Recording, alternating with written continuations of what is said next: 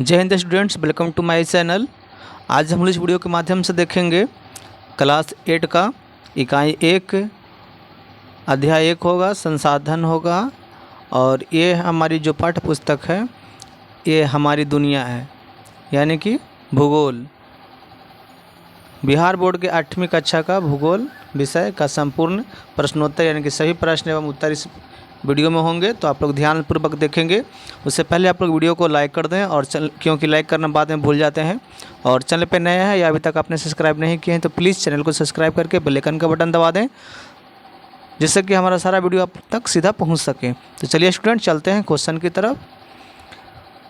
इस वीडियो में जो जितने भी प्रश्न होंगे उनका जो प्रश्न उत्तर होगा सरल एवं आसान शब्दों में उत्तर होगा, तो आप लोग ध्यानपूर्वक देखेंगे और सीखेंगे।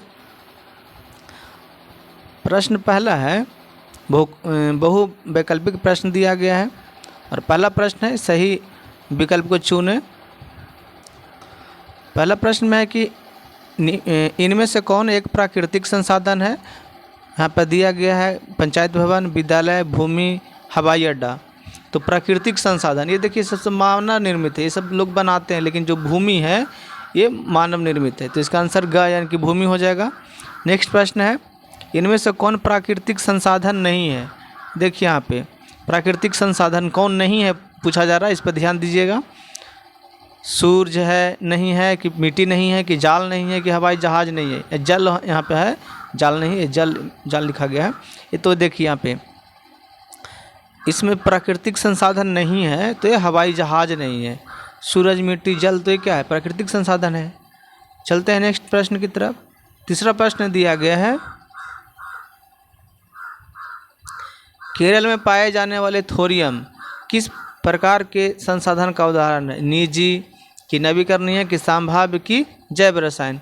तो इस प्रश्न का आंसर हो जाएगा आपका संभाव्य। याद रखिएगा, संभाव्य यानी कि ग आंसर हो जाएगा। नेक्स्ट प्रश्न है, संसाधन निर्माण के लिए क्या आवश्यक है। तो संसाधन निर्माण के लिए तकनीक, आवश्यकता, ज्ञान, उपयुक्त सभी। तो यहाँ पर देखिए आंसर में ज्ञान दिया गया है। एक्चुअली में ज्ञान तो आंसर ठीक है, लेकिन तकनीक, आवश्यकता और उपयुक्त सभी इसमें होना चाहिए। लेकिन उपयुक्त सभी कब होगा, जब हमें ज्ञान होगा, इसलिए यहाँ पे आंसर ज्ञान दिया गया है। इसका आंसर उपयुक्त सभी भी हो सकता है। चलिए आगे चलते हैं हम लोग। दूसरा में दिया गया है कि खाली स्थान को उपयुक्त शब्द से भरना, यानी खाली स्थान को उपयुक्त शब्दों से पूरा करना है। एक में दिया गया है कि मानव, यहाँ पे खाली स्थान दिया गया है, यहाँ पे भरा हुआ नहीं है। और प्रश्न आपका है, बुक में दिया होगा कि संसाधन क्षेत्र के विकास के लिए आधार का काम करते हैं। तो कौन काम करते हैं आधार के लिए, तो ये मानव। यहाँ पे हम लोग क्या भर देंगे, मानव। दूसरा में है कि राजस्थान में पाए जाने वाला तांबा वास्तविक किसका उदाहरण है, तो संसाधन का उदाहरण है, ये हो जाएगा। नेक्स्ट प्रश्न है तीसरा, खाली स्थान दिया गया है एवं शारीरिक क्षमता मानव संसाधन बनाने के लिए आवश्यक है। क्या है, तो दिमागी यानी कि ज्ञान। चौथा में दिया गया है कि संसाधन के लिए मूल्य की अभिव्यक्ति, खाली स्थान दिया गया है, प्रकार से की जाती है। तो विविध प्रकार से यानी कि अनेक प्रकार से की जाती है, तो विविध यहाँ पर आ जाएगा। तीसरा में दिया गया है कि निम्नलिखित प्रश्नों के उत्तर दें और अधिकतम 50 शब्दों में आंसर देना है। तो चलिए हम लोग देते हैं आंसर को। पहला क्वेश्चन क्या दिया गया है कि संसाधन की परिभाषा दें, यानी कि संसाधन हम लोग किसे कहते हैं। तो इसका आंसर हो जाएगा कि वे सभी जीव जंतु, वस्तुएं एवं पदार्थ जिसका मानव अपने उपयोग में लाता है, ये सब संसाधन कहलाता है। बहुत सरल और आसान शब्दों में है, याद रहेगा आप लोग को भी। दूसरा क्वेश्चन दिया गया है कि संसाधन के वर्गीकरण के प्रमुख आधार कौन कौन से हैं। तो इसका आंसर हो जाएगा आपका कि संसाधन के वर्गीकरण के प्रमुख आधार निम्नलिखित है। उत्पत्ति के आधार पर दिया गया है जैव और अजैव संसाधन। उसके बाद उपलब्धता के आधार पर दिया गया है, तो उपलब्धता के आधार पर हो जाएगा आपका नवीकरण योग्य और अनवीकरणीय योग्य संसाधन, यानी कि नवीकरणीय और अनवीकरणीय। उसके बाद स्वामित्व के आधार पर हो जाएगा व्यक्तिगत, समुदाय, राष्ट्रीय और अंतर्राष्ट्रीय संसाधन। उसके बाद विकास के स्तर एवं उपयोग के आधार पर संभावी विकसित भंडार। और हो जाएगा संचित कोष संसाधन, और एक वितरण के आधार पर होता है, तो वितरण के आधार पर आपका हो जाएगा स्थानीय एवं सर्वत्र उपलब्ध संसाधन। तो अब चलते हैं हम लोग क्वेश्चन नंबर 3 की तरफ। क्वेश्चन नंबर 3 में दिया गया है कि प्राकृतिक संसाधनों का संरक्षण क्यों जरूरी है। प्राकृतिक जो संसाधन है हमारे लिए, उसका संरक्षण यानी कि सही से रख रखाव क्यों जरूरी है। तो इसका आंसर हम लोग लिखेंगे कि प्राकृतिक संसाधनों का संरक्षण करना अत्यंत जरूरी है ताकि उनका उपयोग अधिक समय तक किया जा सके, अर्थात भावी पीढ़ियों यानी कि आगे आने वाली पीढ़ियों के लिए भी प्राकृतिक संसाधनों को सुरक्षित रख सके। नेक्स्ट प्रश्न है, नवीकरणीय संसाधन किसे कहा जाता है, उदाहरण के साथ लिखना है। तो चलिए हम लोग आंसर देखते हैं। वैसे संसाधन जिसकी पुनः पूर्ति यानी कि दोबारा पूर्ति प्राकृतिक रूप से होती रहती है उसे नवीकरणीय संसाधन कहते हैं, जैसे पवन यानी कि हवा, सूरज की किरण, मिट्टी, जल इत्यादि। ये सब क्या है, नवीकरणीय है, जिसको हम लोग पुनः प्राप्ति कर सकते हैं। नेक्स्ट प्रश्न है,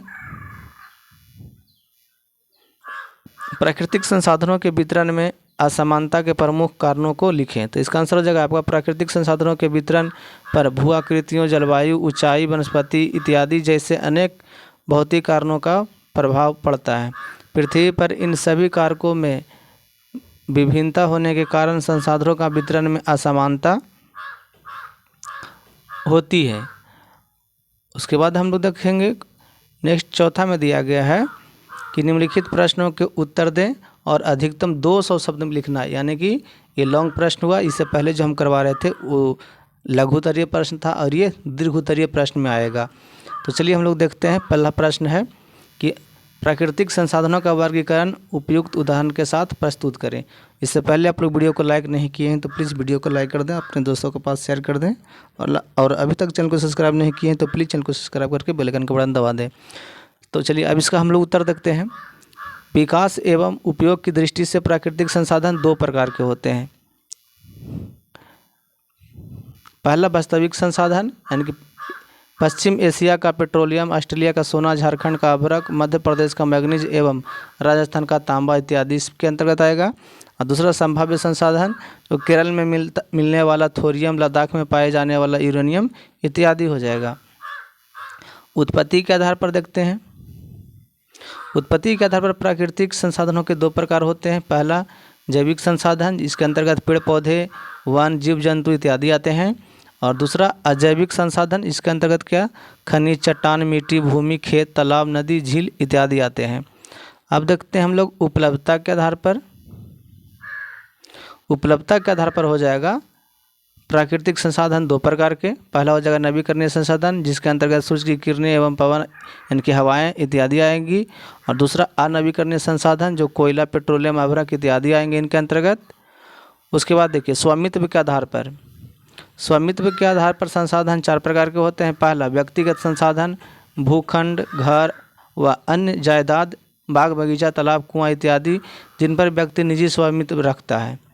दूसरा सामुदायिक संसाधन, गाँव में शमशान, मंदिर या मस्जिद परिसर, सामुदायिक भवन, तालाब आदि जो होता है ये सब इनके अंतर्गत आते हैं। उसके बाद शहर में सार्वजनिक पार्क, पिकनिक स्थल, खेल मैदान, परिसर, मंदिर, मस्जिद, गुरुद्वारा एवं गिरजाघर, ये जो सब हैं ये सब के सब आते हैं व्यक्तिगत संसाधन के अंतर्गत।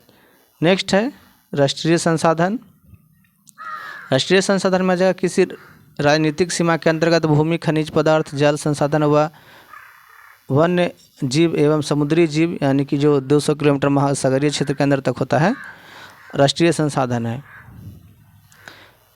उसके बाद अंतर्राष्ट्रीय संसाधन। अंतर्राष्ट्रीय संसाधन किसी देश के तट रेखा से 200 किलोमीटर की दूरी तक का क्षेत्र यानी कि अपवर्जक आर्थिक क्षेत्र कहलाता है। इस बात को भी याद रखना है आप लोग को। नेक्स्ट है कि वितरण के आधार पर प्राकृतिक संसाधन 2 प्रकार के होते हैं। वितरण के आधार पर पहला सर्वत्र उपलब्ध संसाधन जो जिसके अंतर्गत मिट्टी, पवन इत्यादि आते हैं। और दूसरा स्थानिक संसाधन जो कोडरमा में पाए जाने वाला अभ्रक, जादूगोड़ा में मिलने वाला यूरेनियम, छोटा नागपुर क्षेत्र में पाया जाने वाला बाला कोयला इत्यादि। तो इस प्रश्न का आंसर आप लोग को समझ में आ गया होगा। अब चलते हैं हम लोग दूसरा प्रश्न की ओर। दूसरा प्रश्न है कि संसाधन बनाए जाते हैं उपयुक्त उदाहरण के साथ स्पष्ट करें। बहुत अच्छा क्वेश्चन है, वेरी वेरी इंपॉर्टेंट क्वेश्चन है। चलिए इसका आंसर हम लोग जानते हैं। संसाधन होते नहीं बनाए जाते हैं, यह कथन ई जिमरमैन का है, यानी कि जो है ये इन्होंने दिया था ये कथन, जिनका नाम था ई जिमरमैन। संसाधन ऐसा स्रोत है जिसका उपयोग मानव अपने फायदे के लिए करता है। जिमरमैन नामक जो व्यक्ति था, जिमरमैन का मानना था कि कोई वस्तु प्रकृति में भले ही उपस्थित है, परंतु जब तक हम उसका उपयोग अपने फायदे के लिए नहीं करते हैं तब तक हम उन्हें संसाधन नहीं कह सकते हैं। बात सही है, उनका कहना सही था। इस प्रकार संसाधन बनाए जाते हैं, जैसे नदी या मरुस्थल में पड़े बालू का वहाँ कोई उपयोग नहीं होता, परंतु जब वहाँ से उठाकर बालू को निर्माण कार्य हेतु गांव या शहर में लाया जाता है तब इसका उपयोग और मूल्य दोनों बदल जाते हैं। अतः हम यह कह सकते हैं कि संसाधन बनाए जाते हैं। तो आप लोग को इस प्रश्न का आंसर भी समझ में आ गया होगा।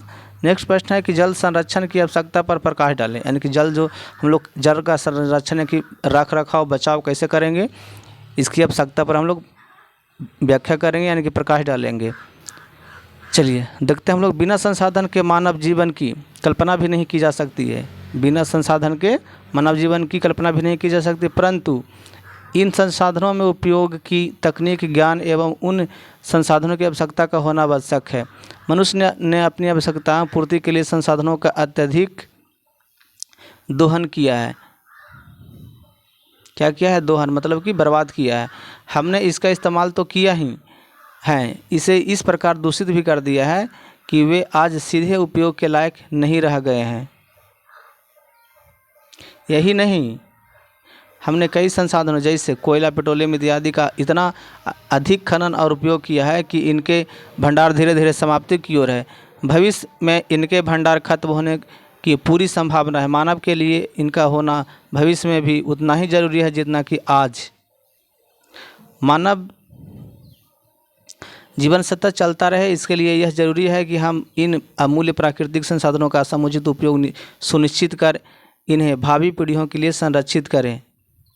नेक्स्ट प्रश्न है, अत्यधिक संसाधन के अत्यधिक दोहन से मानव ने संकट पैदा कर लिया है। इस कथन से आप कहाँ तक सहमत है? तो चलिए हम लोग कितना तक सहमत है, अपनी राय रखते हैं यहाँ पे। संसाधन के बिना मानव जीवन की कल्पना भी नहीं की जा सकती है, लेकिन इन संसाधनों के उपयोग की तकनीक एवं उन संसाधनों की आवश्यकता का होना अति आवश्यक है।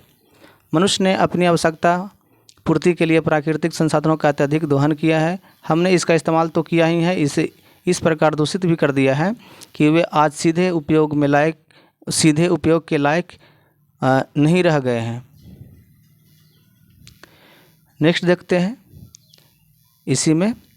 यही नहीं, हमने कई संसाधनों का इतना अधिक खनन एवं उपयोग किया है कि इनके भंडार धीरे धीरे समाप्ति की कगार पर है। भविष्य में इनके भंडार समाप्त होने की पूरी संभावना है। मानव के विभिन्न आवश्यकताओं की पूर्ति के लिए इनका होना भविष्य में भी उतनी जरूरी है जितना कि मानव का आज। मानव से चलता रहे, इसके लिए बहुत ज़रूरी है कि हम इन अमूल्य प्राकृतिक संसाधनों का समुचित उपयोग सुनिश्चित कर इसे भविष्य के लिए संरक्षित करें। अर्थात संसाधन के अत्यधिक दोहन से मानव ने संकट पैदा कर लिया है। इस कथन से हम पूर्णतः सहमत हैं। तो आप लोग इस प्रकार से आंसर लिख लेंगे। आशा है कि आप लोग ये लेसन बहुत अच्छा लगा है। इस अध्याय में जितना ही प्रश्न था आप लोग के बीच रखे। तो अभी तक वीडियो को लाइक नहीं किए तो प्लीज़ लाइक कर दें और कमेंट में लिखें कि वीडियो आप लोगों को कैसा लगा, और अपने दोस्तों के पास अवश्य शेयर करें ताकि उनको भी लाभ मिल सके। तो चलिए स्टूडेंट लेते हैं विदा। Thank you. जय हिंद, जय भारत।